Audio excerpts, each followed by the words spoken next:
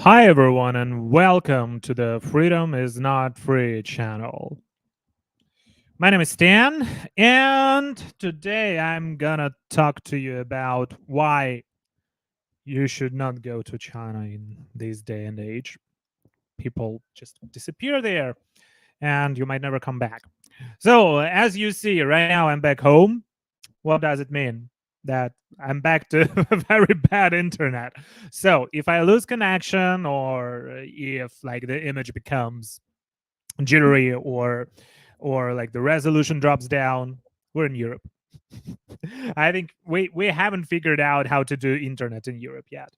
So it was such a relief when I was in the United States, because like the internet was great everywhere, not only in New York City but also like all around, like Boston and New Jersey, and like everywhere. And whenever, I mean, like in the most remote areas of Alabama, Mississippi, or Tennessee, the internet coverage is so much better than here in Europe. But I mean, European countries are more densely populated. We should know how to do internet, and but unfortunately, that's the problem I'm facing every time I do live streams. That's why I hate doing live streams, because every time I do it in Europe, it's either internet connection issues or like the image quality is very bad, or some signal disturbances, like lots of bad things.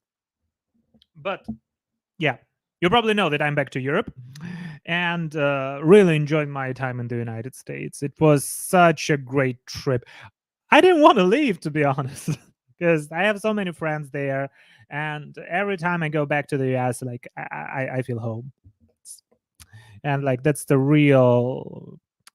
place where you really can feel free. Yeah, in my opinion, like the land of the free and the home of the brave. I think it suits me better, because I like driving. The roads are wider. um, Stores are open pretty much 24/7, and there are many stores that are open on Sundays. Not in Germany, not in Poland. And the overall, like the people are like, whenever you cross that border with Germany, like you see how um when you leave the United States, like people are smiling to you, and when you come back to Germany, like there is one face of all of the service people is like I don't know, like very unhappy. I don't know why. In Poland it's different. Polish people smile, but Germans don't. Come on, German people. You have such a nice country. You should learn to smile and be more friendly. It seems YouTube is trying to block my notification. Maybe. Like it has been very weird. I don't know about YouTube, but with Facebook, like recently, even like my older articles and older posts, they got either blocked or like there is like that mass reporting of posts on YouTube. No, not on YouTube, on Facebook. And recently, like my fan page has been like encountering like very big issues with YouTube, maybe because this channel is not yet monetized. So that's why I have to encourage you to watch my videos more, come to this channel, give it some support. I really want to do more English content, but to this for this channel to grow up, you have to spread the word, and you have to watch it, because the algorithm is very unfriendly to the new channels and to the channels that don't bring any revenue to YouTube yet. Why? Because I still cannot join the partner program, because I have to have like these first 400 hours of 4,000 hours of views on this channel. So guys, please give me some support. So yeah, that's the one thing. The trip was very fruitful. I've met a lot of people, and I've talked to many people on both, on the right and the left, and talked about Taiwan. There were seminars, there were conferences on Taiwan, and I think I did my best to spread the word. I went to the United Nations building with a Taiwanese flag and showed it outside of the Security Council. Then I've also went to the Chinese embassy in New York and asked if they issues visas to Taiwan. They don't. Thanks to Lewis Hand. Lewis, if you're watching, thank you so much um, for such a great video that you did on your Free China channel. It's amazing. And I think that more people around the globe should start doing that thing, because Chinese government does not issue visas to Taiwan. Yeah. Also, Miles, you gave me an interview. I've also talked to Mike Pompeo like before his speech at Hudson Institute. Like lots of very very good people, very warm people, very supportive people. Americans really uh, understand the struggles and understand the hardships that Taiwan is facing, and I think that that's why we all should stay united, like like our Polish popes, John Paul II, sad ones. If there is no unity, if there is no solidarity, then there is no freedom, right? Nie ma wolności bez solidarności. That's like my favorite saying in Polish, and I think that we should we should all live by that motto. We should all live by that motto. So I've titled today's live stream "Don't Go to China. You might never come back." And this is actually very, I mean, many people were talking about those issues like for quite a long time. People disappear in China, they disappear you in China. Like the recent story of two Michaels, and China really likes using their hostage diplomacy. Same thing as what Russia does. They're very similar here. These two countries are very similar. And today I wanted to share you the recent events that happened during these 2 to 3 weeks. But people were forcefully detained, and one person just disappeared in China. He went to China and disappeared. In my Mandarin stream, I was talking about one of the YouTubers, very popular in Taiwan, who recently started making those fluff pieces about China. How safe is China? How beautiful is China? How developed is China? And he is visiting all of those Chinese cities, like from Beijing to Shanghai to Guangzhou to Shenzhen and Chengdu, the most recent one. Talking about how great it is, how China is doing its best to preserve Chinese culture, which is wrong, because China did everything to actually destroy Chinese culture. There is not much left from the Chinese culture. Same thing, they say that Russia is like a conservative values paradise, but Russia has been destroying all of the conservative values and religion and everything for the entirety of the 20th century. So right now you call it a conservative paradise is a joke. The country that is leading by HIV infection rates, abortion, and death from alcoholism. It's Russia, and it has nothing to do with conservatism. It's like a country that's leading in HIV and abortion. That's the true thing. Also, divorce rates are huge there. Like same thing with China. China, Russia, and conservatism, they have nothing to do with each other, especially like religious conservatism. So that's why I think like videos by Candace Owens or Tucker Carlson, they're just laughable. They know nothing about that area. They know nothing about Russia, about what the country has been through, and how communists basically destroyed all the Orthodox religion that used to be there in the 19th century, how they burned down churches, killed priests, mass murdered um, and detained people who had religious beliefs, and basically made it a one big affiliate office of the KGB, which is like Russian security service, right? And right now, when Putin is saying that he is a Christian leader, no, they hate Christianity. They have nothing to do with Christianity, and they destroyed everything that was related to Christianity in Russia, like in the early 20th century. So right now, Russian Orthodox Church also has nothing to do with Christianity. It's not Christian at all. It's probably they worship war, they worship Satan. That's a demonic abomination and not a church.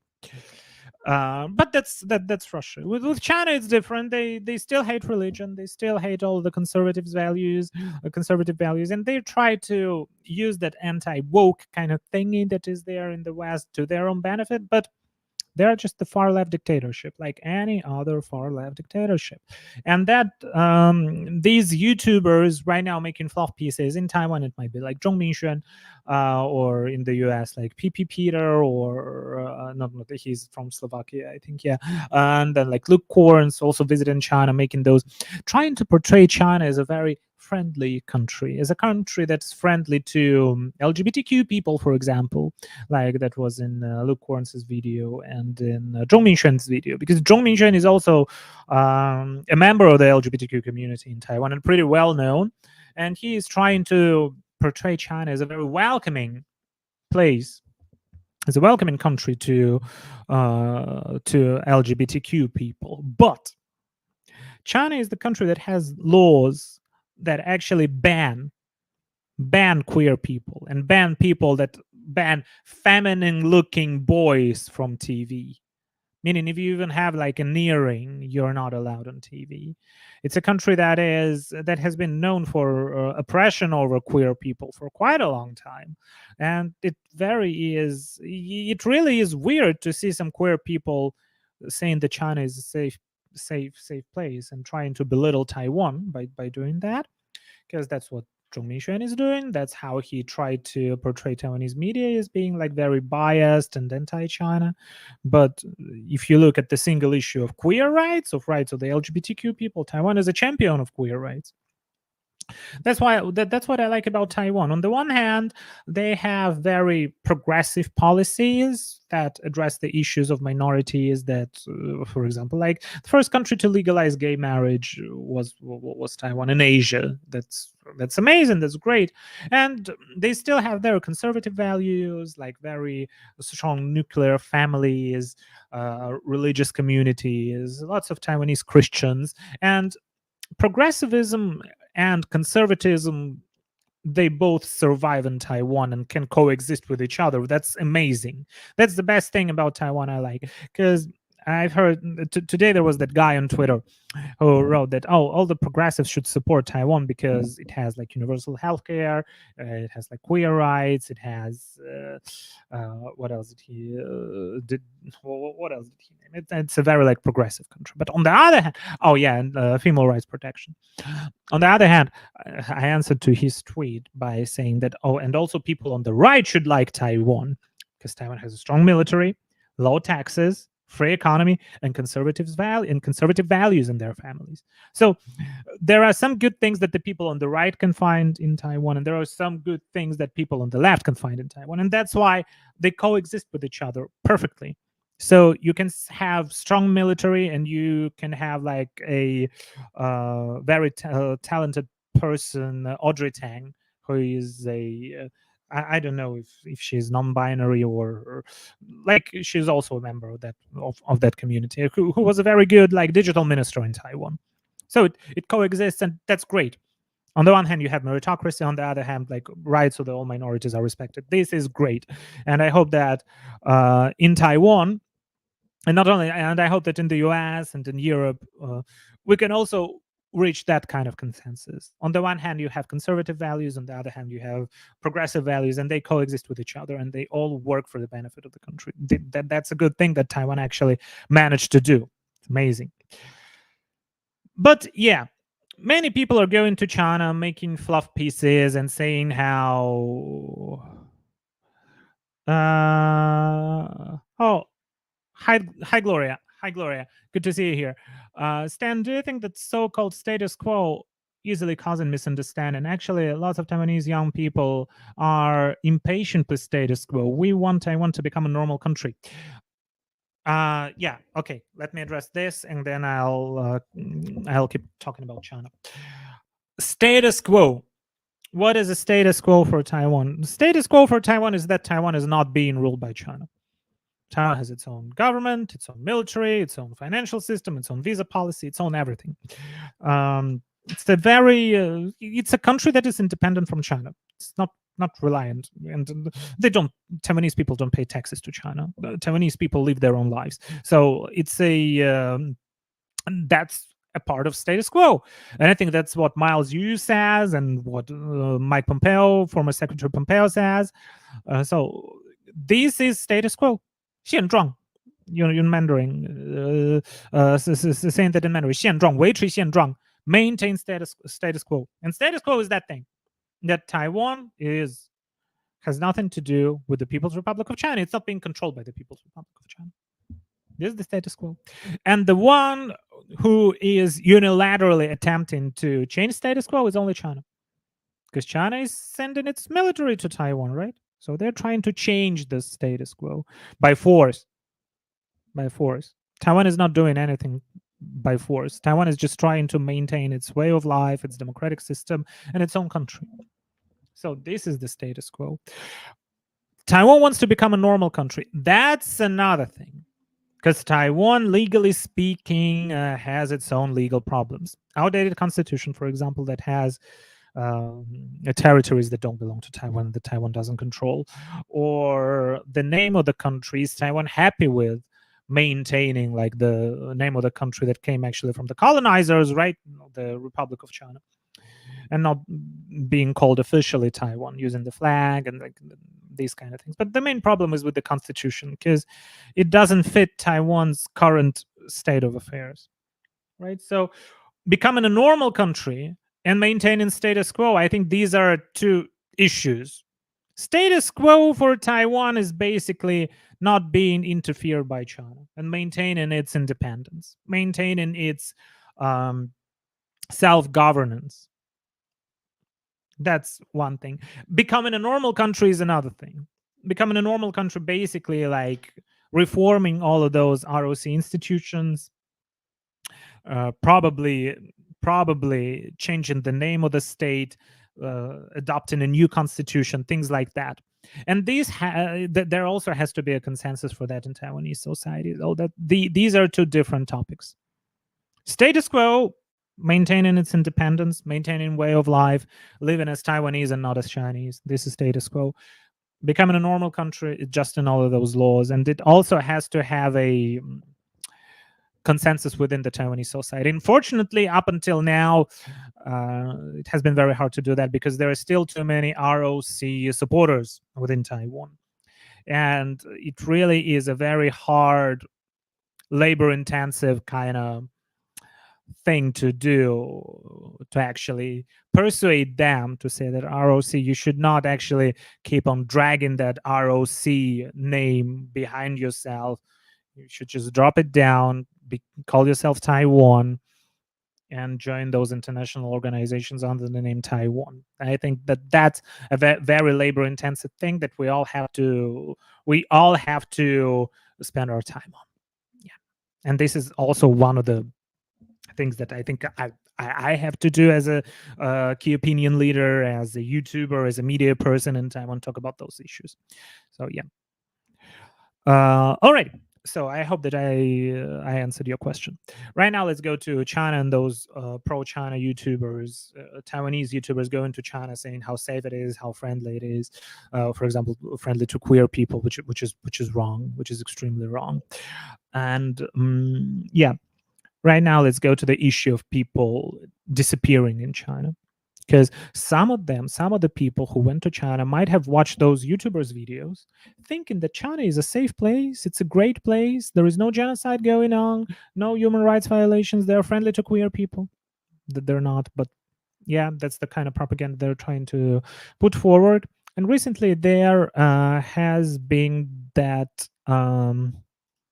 event. There's that piece of news. Okay. That's on a PTS Taiwanese. That's a Taiwanese, also state-run media, state-run TV station. 22-year-old Taiwanese male entered Shanghai in China, and it has been 3 weeks since he disappeared. So the story goes like that. He wanted to go to China, and he told his parents that he's going to China. When his parents asked him, "Why are you going there? Are you going for tourism or you want to see some friends in China?" He couldn't answer. He didn't answer. So something or someone invited him to China. Why? I don't know. Maybe there is something girl related. Maybe he just wanted to, he just had bad relationships with his parents. But he arrived in Shanghai. He gave his parents a call and then he disappeared totally. Nobody knows where he is right now. And his family members, they have filed not a complaint, but they went to the police station. Right now he's being searched for. But China it's an unfree country. You cannot simply just find people if they disappear, unfortunately. And we don't know where this boy is. We don't know where this guy is. And that's the scariest thing. Once they disappear, it's very hard to find them. And up until now, there is that data. It's a Taiwanese official data. During these 10 years, 857 Taiwanese people disappeared in China. We don't know where these people are and what happened to them. Plus, there is another thing. China is adjusting its laws, constantly adjusting its laws to disappear people if they wish to do that. Recently, there has been that law passed. If you support Taiwan's independence, they still don't give any clear answer. What does Taiwan independence mean, and what does supporting Taiwan independence? What does it mean? No. But if you support that, you might face death penalty for that. You might face death penalty for that. Yeah, free China. Hi, Louis. Thank you so much for watching this live stream. In China, you can be arbitrarily detained. Yeah, absolutely. So there is no rule of law. It's a rule of it's a rule of man. One particular man, Xi Jinping. It's a rule of man, not rule of law country. And yeah, that's what I wanted to share. There was that guy who went to China recently, and then he got arrested in China. He was not supporting Taiwan independence, was not vocal on Taiwanese political issues, like nothing. But he went to China and he got arrested. And right now he's being sentenced to, let me check, 9 years in prison. 9 years in prison for supporting Taiwan's independence. It's still not as bad because he could have faced death penalty for supporting Taiwan's independence. Death penalty. So you go to China, if you have attended any kind of like free Hong Kong or free Tibet rallies, or if you have Taiwanese friends, they might say that you're a Taiwan independence supporter.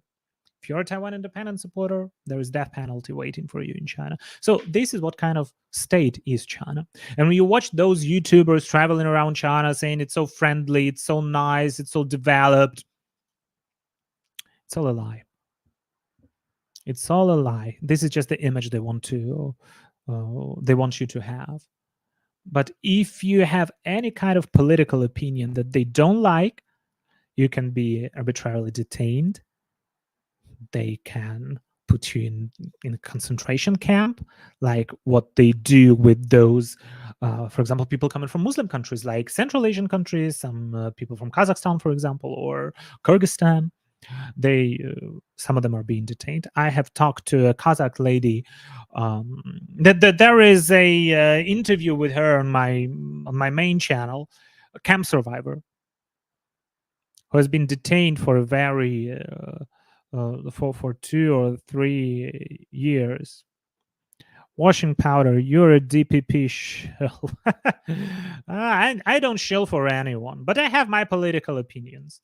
And I think that in Taiwan, I have a lot of bad things to tell about the DPP, especially with some of the internal policy issues. But for now, they're the only party that is actually actively standing up against the Chinese Communist Party. And that the only party that understands that Taiwan's enemy is the People's Republic of China. So I'm not shilling for them. I don't get any money from the DPP. I don't get any money from anyone but my subscribers, my supporters, people who donate to my channel. There are no DPP people there. I know people from the DPP. I know people from the KMT. I know people from the Taiwan People's Party. I've interviewed many people from all around the political aisle in Taiwan. So I'm not shilling for anyone. I shill for Taiwan's independence. I shill for Taiwan's ability to not being controlled by the communists. But that doesn't mean I shill for that. I stand for that. This is my position. This is my position. And you might call me like an American shill. I love America. I love America. I love NATO. I think because we have strong United States of America, we have free Europe today and we have free Asia today. God bless America. Call me an American shill. I don't get any money from America, but I just love this country. That really is a beacon of freedom. But yeah, think whatever you want to think, but I stand for freedom. That's why my channel is called Freedom is Not Free. Who said freedom is not free? Ronald Reagan, my favorite president of the United States. And I stand by my values. Yeah. Yeah. So let's get going. These are the things that are going on in China right now. People disappear. Taiwanese people disappear, and some of them might have watched those videos of those YouTubers or some pro China TV channels. Yeah. KMT is heavily infiltrated by CCP. Yeah, there are many people who are actually like actively pro CCP within the KMT party, like Hong Xiuzhu, like that lady who used to be a chairman of the KMT party. So yeah, TPP. Yeah, I think with TPP it's a little bit different. TPP is acting more like a useful idiot because they. Okay, how did they rise? How did the TPP party appear? Basically, they started as a fan club of Ko Wen-je, the mayor of Taipei, and he was antagonizing with the DPP and with the KMT. He said he's doing like some kind of third way, saying like the blues and the greens are both bad, and I'm gonna do my own thing. So this is how it started. Later on, he invited many demagogues like Huang Guocang into his party. And the people who elect them, mostly young people, for them might be like the first time they voted in their lives, and they're acting as disruptors. I don't think that they're controlled per se, but the CCP is pretty happy that Taiwan has such a party as Taiwan People's Party there, because they're acting as disruptors, and because of them, for example, the DPP failed to get majority in Taiwan's legislature this time, because they were the disruptors, and they have been just sucking all of those like younger pan green but also kind of anti-establishment votes in Taiwan. Like there was that group of people, because youngsters are usually anti-establishment, and when you say, oh yeah, like the DPP, they have been in power for such a long time, it's gonna have some new people in power. So yeah, this is how they got their votes. So this is the reality of Taiwan's political situation. So talking about Ko Wen-je's connections with the CCP, yes, there definitely are some connections, but his party as a whole, and if everyone within his party share his values, not necessary so, but the CCP is happy that there is such a party in Taiwan. I would frame it like that. I'd say it like that. So we have that kind of situation, right? People disappear. We don't know where these people are. We don't know what will happen to them. They're Taiwanese people, and basically for the CCP, if you have a Taiwanese person, if you have Taiwanese passport, that means you're the supporter of Taiwan's independence. Because even if you say ROC, there was that one person from New Party. New Party is more hardcore blue party. They're pro-unification party, who also got detained in China. for being Taiwan independent supporter. A person who supports unification was detained because he supported independence, according to the CCP. What does it mean? Like, very simple thing.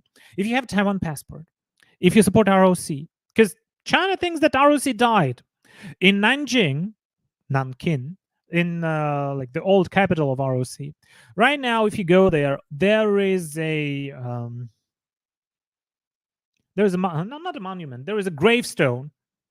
There is a gravestone actually stating that Republic of China died in 1949, 1911, 1949. So according to the CCP, ROC doesn't exist. It died. It doesn't exist anymore. If you support ROC, that means that you're a Taiwan independence supporter. If you support Taiwan, which is independent from ROC, PRC, like any kind of C, China, you're a supporter of Taiwan independence. Whatever your political stance is, and whatever is the political party that you support, it might be KMT, it might be New Party, it might be Peaceful Reunification Party, whatever. As long as you're holding that Taiwan passport, if the CCP wants to detain you, they will detain you because you don't hold a People's Republic of China passport. And for them, the only entity that can legally represent Taiwan is the People's Republic of China. That's what they think. So no matter who you support, you can be detained if you go to China. This is how things work there right now, unfortunately. That's why this live stream is titled "Don't Go to China." Like, during my Mandarin stream, there was I received some call-ins, and there was that guy saying that, yeah, but what if they sent me to, for example, like fix machinery in Chinese factories, because not every single Taiwanese enterprise actually left China. And then I said, don't go. Your life is more important than that machinery. And if you can fix those kind of machines, that means that you can probably find a job at a different place. Try to negotiate with your company. If they're still sending you to China, just leave that company. Your life is more important, and it's more valuable than that stupid machine that you have to fix in China. Yeah. Yeah. So yeah, we'll have to stand together and fight for freedom. Yeah. Alrighty, let's get going. There is another thing. There is another thing.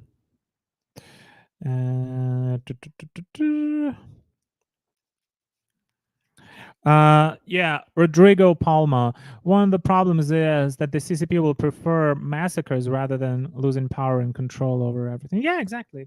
This is how those dictatorships work, unfortunately. Gloria, thank you so much for your support. So yeah, let me show you another piece of news, which is also related to the kind of narrative that China is trying to spread. And this is very hateful, because there is that Japanese little boy, 10-year-old boy, who was killed in southern China. And after his murder, yeah, there are some compassionate people that said, yeah, we apologize, and you shouldn't have faced these kind of things. But there are also, and I think the majority Chinese people are involved in anti-Japanese hate, and you have to blame only one entity for that, which is Chinese Communist Party. If you look at their, like at schools, they have some kind of military training. They are attacking people wearing Japanese uniform. Also, they like to put Japanese flags on the ground and just step on those Japanese flags. Also, if you're wearing a kimono in China, they might just beat you up. Not for nothing, just for wearing kimono. And right now, there are very aggressive, nationalistic YouTubers in China saying that it's time for Japan to pay the price. It's time for Japan to pay the price.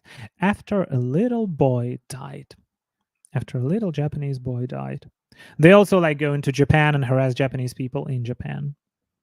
So this is the situation in China. There are compassionate people, of course there are, but what their government and the narrative that their government is trying to put forward, it's very hateful. It's very anti-Japanese. It's very hateful towards like all the other people. And don't tell me that these are just some private opinions. No, there is no such thing as a private opinion in China if it is being expressed publicly. Let me explain you why. If you have your own private opinion that the government doesn't agree with, they'll just they'll just take whatever you said online down, because you don't have freedom of speech there. And if you keep on repeating that kind of thing, that kind of narrative, they might you might be invited by a police officer or by a member of the secret service for a cup of tea, for a conversation. And you will not find on the Chinese internet any kind of narrative that is anti-governmental and that doesn't support the party line.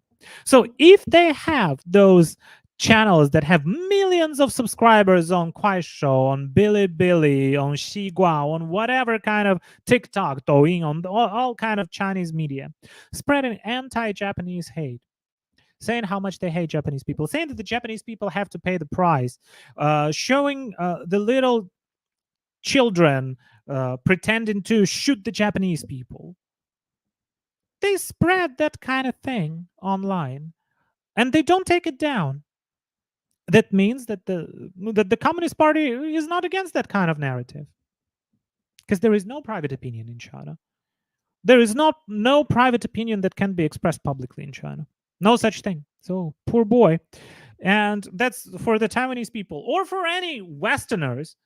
We all like Japan. We all like Japanese culture. Let me tell you what, we all watch anime. Probably we have some, I don't know, t-shirts. Like we all go to Uniqlo to buy some t-shirts, right, time to time. And maybe like this one is Jujutsu Kaisen, or you might have like a classical work of Hokusai, Katsushika Hokusai on your t-shirt, right? Like Mount Fuji or whatever. And if you're wearing that kind of clothing, that kind of t-shirt in China, they might just beat you up or kill you or murder you because they hate everything Japan related. So this is the anti-Japanese hate. There is also anti-American hate, anti-British hate, you name it. They hate everyone. And the thing they hate the most is the Chinese culture, the Chinese traditional culture. Because the traditional culture is always talking about compassion. Is always talking about compassion. But right now, you can find no compassion in China. It's a very cold-hearted, it's a very nationalistic and a very angry regime that wants to get as much international influence as they can. And this is the world we live in. So these are the things I wanted to share with you today. Don't go to China. Don't go to China while the CCP is in power. Don't go to China. Because, yeah, you might return safely. And then you might even help the CCP to spread their propaganda by saying, oh, yeah, I went to China and it was fine. But that's you. Someone else might just disappear there. And you don't know who that might be. But if they don't like you, they will make you disappear. And that's the worst thing about it. And one time is enough. What if something bad happens to you, right? So don't go to China. Alrighty, these are the things I wanted to share with you. Let me read some comments. And yeah, that's going to be it for today. Okay. Aren't those YouTubers who claim that China is so open and safe responsible for these students missing? To a certain extent, because you have to be responsible to your audience. I don't know if that student watched their videos, but legally they're not responsible for anything, like that's for sure. But morally, yeah, I think you can say that. It seems even if you think about politics, you can get into trouble in China. Yeah, thought crimes, exactly. Okay. Rather a DPP shill than a CCP shill. But yeah, but what is a shill? A shill should get some money. Where is my money? DPP, where's my money? Where's my money? Where's my money, Denny? Where's my money? Where's my money, TPP? I ain't got no money. So yeah, that's the biggest problem. Yeah. Okay. Okay. KMT is heavily infiltrated. Oh yeah, I've read this one before. Uh, yeah, this one I also read. Lao Zheng, Stan English video channel is the best. Live chat box. Avoid 可布林, I mean means goblin, but like the the TPP goblin. And little pink. Okay. Thank you, Lao Zheng. Um, I have kept family members and friends away from China and PRC government for years. Good thing. You did the right thing, Chloe. You did the right thing. Cohen is a puppet of CCP. He thought the CCP ECMO technique to harvest the organ. Yeah, I've read Ethan Gottman's The Slaughter. Very good book. A very scary one. And where Ko actually admitted that he was acting as a conduit between the CCP and his patients. So, yeah, a lot of scary things happened in China, and there definitely there definitely are some connections between Coendra and the CCP. That's I'm pretty sure about that.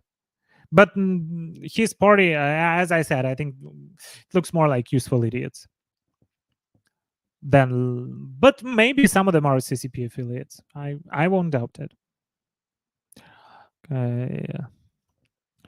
Don't turn everyone into partisans. Stan and many Taiwanese factions are fighting for freedom. Yeah, thank you, Gloria. Yeah, that's the point. I would also like to see more pro ROC people actually standing up and supporting Taiwan. And actually talking about the TPP party during that march, like Keep Taiwan Free, there were some TPP people. So yeah, all of the things are partisan, but I think there should be some things that all of the Taiwanese people have to have consensus on, like in America, like national security. If you're a Democrat, if you're a Republican, there are things that you can find consensus on. In Taiwan, a little bit harder, but I hope to see more consensus within the Taiwanese society. You're one of the smart ones. Unfortunately, some other 智台华人, 智台华人, meaning Chinese people occupying Taiwan. Chinese people, that's a very interesting saying in Mandarin. Love to praise China and brainwash other Taiwanese to visit that giant whole country. Yeah, not necessary 治台华人. There are many people, and some of them they identify as Taiwanese. They think that they're Taiwanese. They don't think they have anything to do with China, but they think it's safe to go there. It's like ridiculous. As long as I'm not talking about politics, I'll be fine. No, no. If okay, like if you took part in any of the pro Taiwan parades in Taiwan, you're in trouble. This time, Stan participated in the UN for Taiwan parade on its own expense. Yeah. And I actually asked my patrons and my supporters to, because I didn't get enough money to buy tickets. So yeah, I've asked them to donate, and yeah, this is how I came. It wasn't a trip paid by any organization. Like it was paid by me and by my patrons. Yeah, like everyone donated like $30, $40, and this is how I got my tickets. English version better than Chinese. I still love Chinese version channel. The poor little pink will barking again. I think like once this channel grows, there will be more CCP supporters here. Yeah, talking about the poor boy. Yeah, poor boy, like 10-year-old. He got all of his life ahead of him, and he died for what? Because of the stupid anti-Japanese hate propaganda, just brainwashed some idiots. Yeah, Japanese people are innocent, absolutely. Chinese government will use all kinds of fake news that fits their anti-civilized country's narrative to brainwash their own people. Pathetic. Yeah. That's the most pathetic regime. Yeah.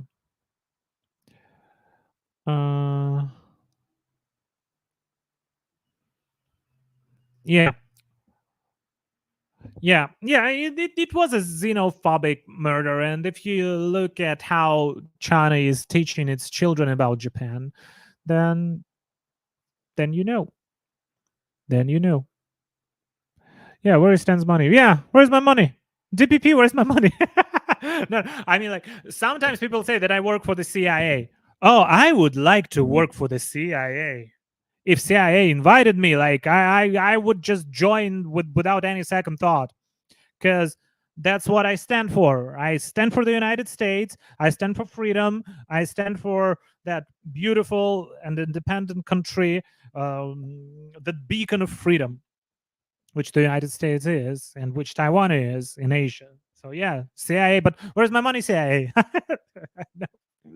No, no. It in the West, it's not how you think it is in China. In China, to say anything good about China, you have to pay the people, because everybody knows how bad the situation there is. But in the West, no, we just want to speak for what is true and what is right. Yeah. Okay. Yeah, where is my 450?